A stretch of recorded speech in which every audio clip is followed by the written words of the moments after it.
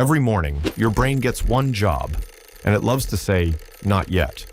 The moment your alarm goes off, the countdown begins. Your brain doesn't want to move. It starts negotiating. 5 more minutes. I'll do it later. This is called the hesitation window. Mel Robbins discovered something surprising. If you count backward from 5 to 1, your brain can't stall anymore.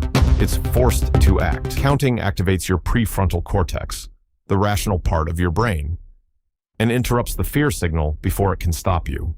We all know this feeling. You have something important to do, but you just sit there. Your brain is winning the stall game. So instead of waiting to feel ready, you count 5, 4, 3, 2, 1, and you move. No thinking, just action. The moment you move, your brain follows. That first action breaks the freeze, and momentum takes over. Do this every day and something changes. You stop waiting for motivation because you've trained your brain to launch automatically. You become someone who does the thing, not the person who meant to. That's where real confidence is built. So right now, whatever you've been putting off, don't think. Just count. 5, 4, 3, 2, 1, go. Your future self is waiting.